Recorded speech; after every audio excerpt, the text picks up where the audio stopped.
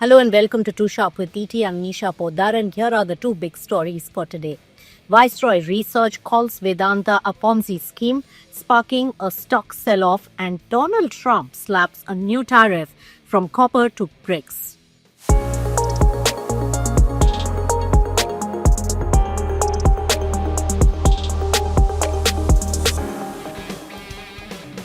Vedanta Group is under fire. Viceroy Research calls it a house of cards, and shares of Vedanta Limited as well as Hindustan Zinc plunged today after this US-based short seller Viceroy Research published a damning report on the group's finances as well as the governance aspect of Vedanta Group.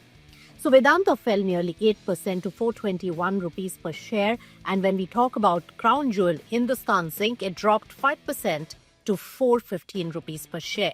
So what is Viceroy really alleging? Let's break it down. At the heart of Viceroy's argument is this. Vedanta Resources, the parent company, has been siphoning cash from Vedanta Limited to pay its own debts. Now, the report says that the parent is a parasite holding company with no operations of its own, feeding on its dying host. That's the quotation coming in from the research report.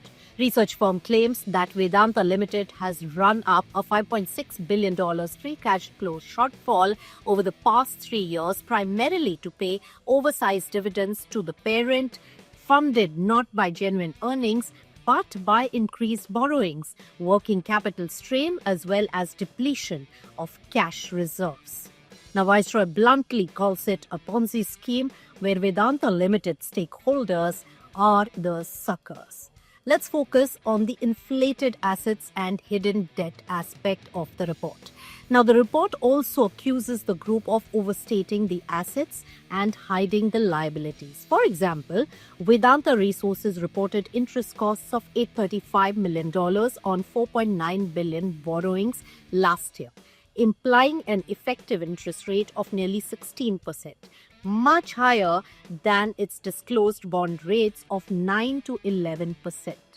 According to this research report, the only explanations are significant undisclosed debt or financial misreporting. Now let's talk about the dubious brand fees. The group is also accused of extracting hundreds of millions of dollars annually as so-called brand fees without any justification. In FY24 alone, Vedanta Limited and its subsidiaries paid $338 million in such fees allegedly used by the parent to secure offshore loans. On the point of circular loans as well as governance lapses, Viceroy Research highlights a 2020 episode in which over 7,900 crore rupees is unsecured loan were routed from Vedanta subsidiaries to Vedanta Resources to buy back Vedanta Limited shares. Now, the report calls this a covert maneuver to consolidate control at the expense of the minority shareholders. Viceroy also flagged weak governance, including the auditor choices that avoid the scrutiny, and also described the parent company as a financial zombie kept alive by transfusions from its subsidiary. Quite a dramatic use of words over there in the report. Even Hindustan Zinc isn't spared. This crown jewel has also come under fire with this research firm. Viceroy claims that the company paid 1,500 odd crore rupees over 3 years for a brand it doesn't even use, calling it outright abuse of minority stakeholders.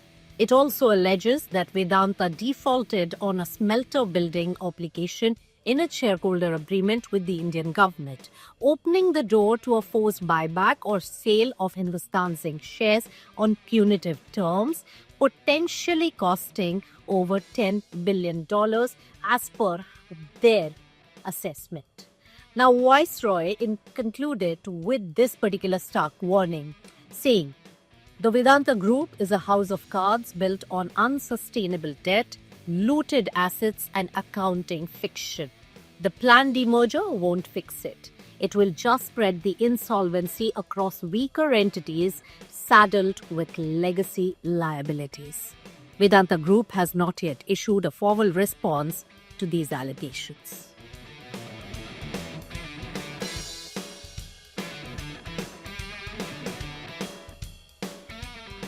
Let's now get you the latest on Trump's tariffs. Across the Atlantic, US President Donald Trump has fired his latest salvo in the global trade war, announcing fresh tariffs on copper imports and targeting the BRICS nations with a 10% duty.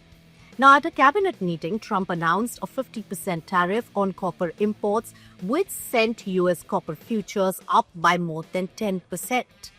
Now, he also warned that permanent imports will face a massive 200% tariff after an 18-month grace period for also companies to shift their operations back into the US. So that's a stern warning coming in. And Trump expanded his campaign to BRICS, stating that imports from Brazil, Russia, India, China, and South Africa, as well as the new members such as Iran, as well as Indonesia, will soon face a 10% levy.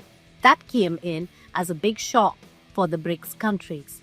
On India specifically, Trump made it clear there will be no exemption despite ongoing trade talks. He also hinted at new tariffs on semiconductors, minerals, as well as lumber. So these are the three more sectors.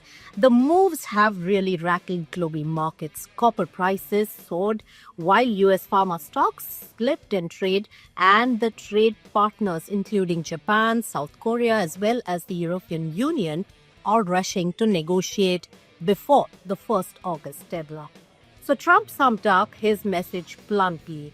It's about time the United States started collecting money from the countries that were ripping us off and laughing behind our back. That's it for today from me. Goodbye.